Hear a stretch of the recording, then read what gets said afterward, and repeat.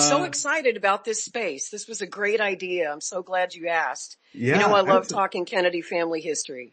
absolutely. And there's just like so much to talk about, and it's so fascinating, The family is just fascinating, sort of like the dynasty, and there's so many conspiracy theories, of course, and it's um, it's a mix of tragedy and hope. And So, scandal, don't forget the scandal. There's a and lot of those scandal, too. yeah, yeah, it's true. Those Kennedy Like, boys know how to party.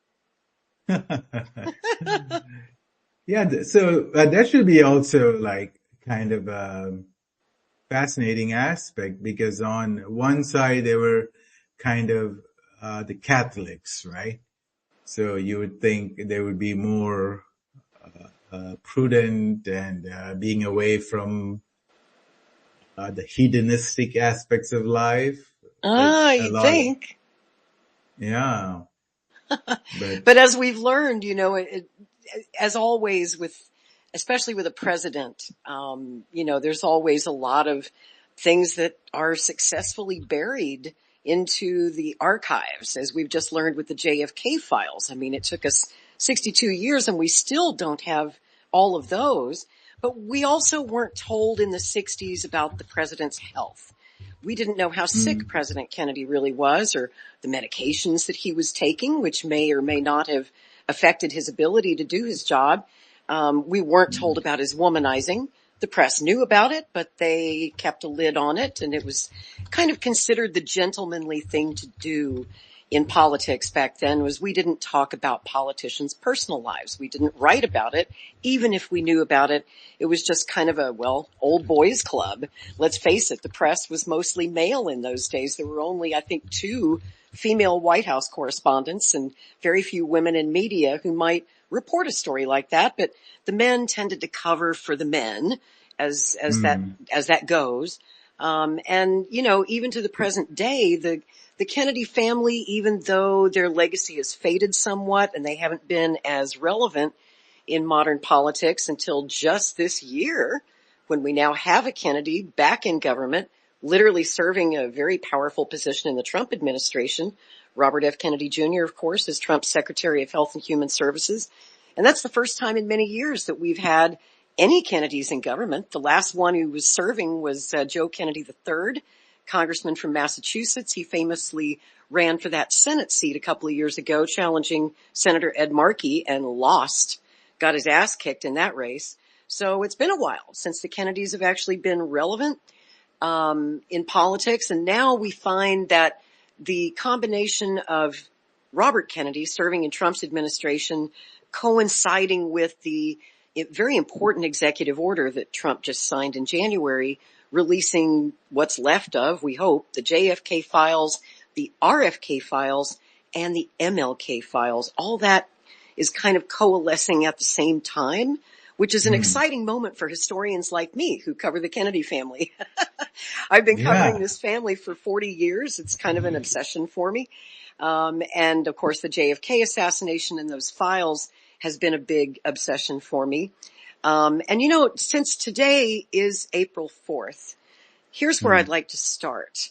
Because that executive order also directs government agencies to release the MLK files, it's important to point out that today is the day that Dr. Martin Luther King was shot and killed in Memphis, Tennessee. wow, It was 57 years ago tonight. I have goosebumps talking about it. And most of you probably know this story, but I'm going to tell it anyway because it's just a beautiful story, and it ties into what happened next. At that time, the night that MLK was killed, Senator Robert Kennedy, who, by the way, was not a fan of MLK, never liked him, famously wiretapped him. Uh, really, why? it was actually J. Edgar Hoover's idea. Hoover thought that MLK was a communist, that he was surrounded by communists, guys like Stanley Levinson. And it was Hoover who wanted that wiretap. But as Attorney General, Robert Kennedy did authorized the wiretap. And so they were Hmm. keeping an eye on King and his associates. There's actually a famous story in 1963, that summer, around the time of the March on Washington. MLK visited President Kennedy at the White House. Of course, the president was aware of these wiretaps, and JFK actually took MLK on a little walk out in the Rose Garden, saying he wanted to have a private conversation. So apparently President Kennedy didn't feel, he knew his office was wired with microphones. He's the one who put them there in the White House. We have the JFK secret White House tapes. JFK wanted to talk to MLK in a private place where no microphones or spies might overhear them. And so we took him out to the Rose Garden and he gave him a warning. He said, look, you're being wiretapped. My own brother is wiretapping you. So be very, very careful. He was trying to warn MLK about some of his associates that might be a bad look for the administration, might be a bad look for the Civil Rights Act that Kennedy was trying to get through Congress. And so that ties to obviously Robert Kennedy's reasons for being in Indianapolis on this date, 57 years ago, had nothing to do with Dr. King. Dr. King was in Memphis. Bobby was on the campaign trail. He was campaigning for the Indiana primary. Of course, he was challenging Lyndon Johnson, the sitting president, for the Democratic Party nomination. And when he got off the plane in Indianapolis, he was informed that Dr. King had been shot and died. And as it turned out, Robert Kennedy's core audience, his base, was Black America. And so Bobby Kennedy's speech was in this Black neighborhood. And the police escort that was supposed to protect him peeled away. They said, they were expecting riots, of course, after the death of Dr. King, and the police wanted no part of it. So they refused to protect Bobby Kennedy. And they said they advised him not to go to that neighborhood, not to make that speech. They couldn't guarantee his safety. And he went anyway without a police escort, without police protection.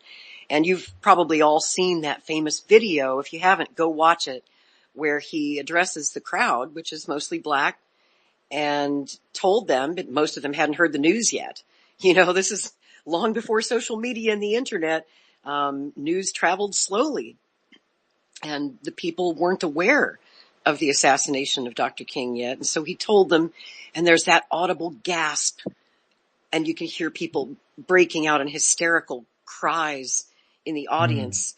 And Robert Kennedy had just the right words for just that right moment. And I'm going to quote a little bit from his speech. He said, "What we need in the United States is not division.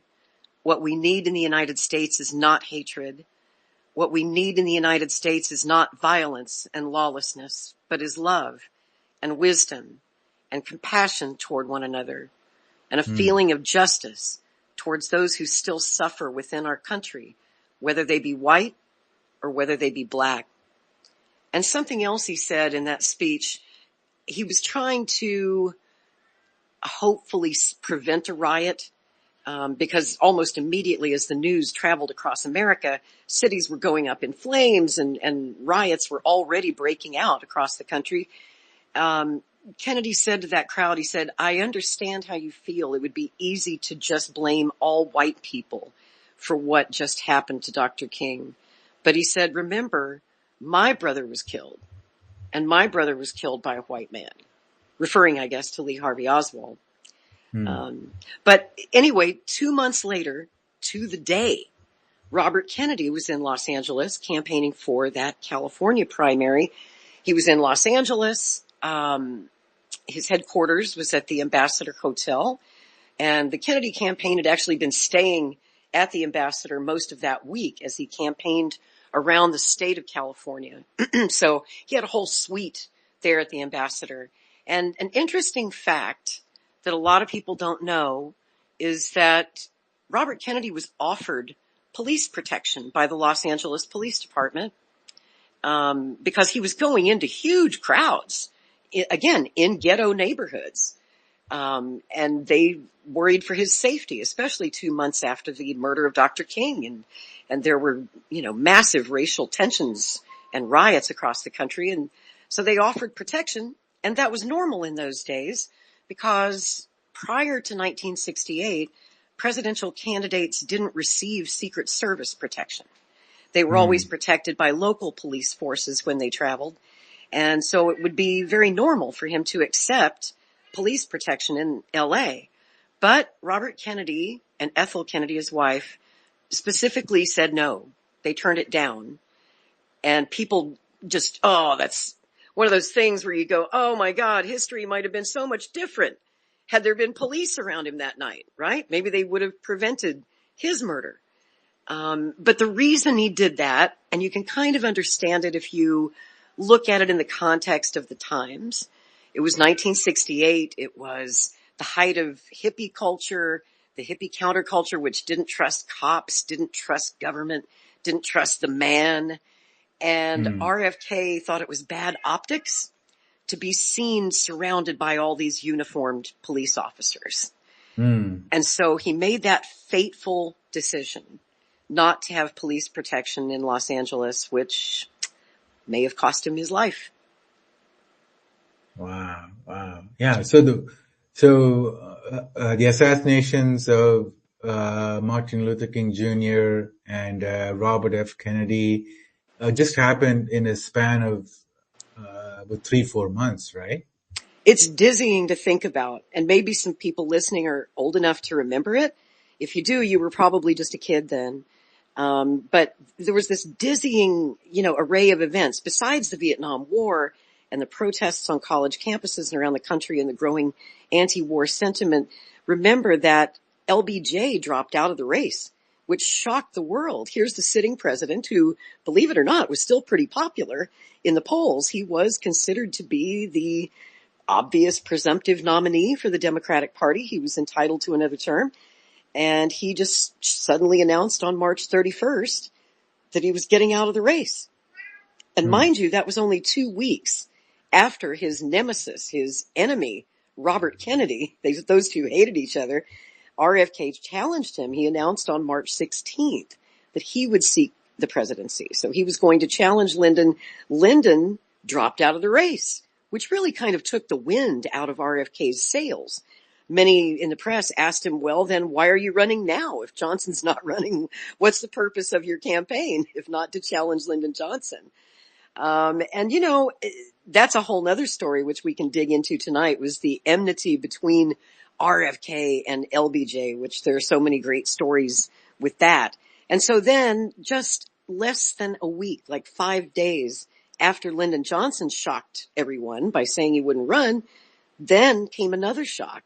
The assassination of MLK tonight in Memphis, Tennessee, 57 years ago. And then just 2 months literally to the day after that, on June 4th, 1968, came the assassination of Robert Kennedy. So try to imagine being alive in those times. I guess the only thing in recent memory that we could kind of use as a frame of reference that would be similar would be what we just witnessed in the 2024 campaign when we saw those 2 assassination attempts against Donald Trump so close together.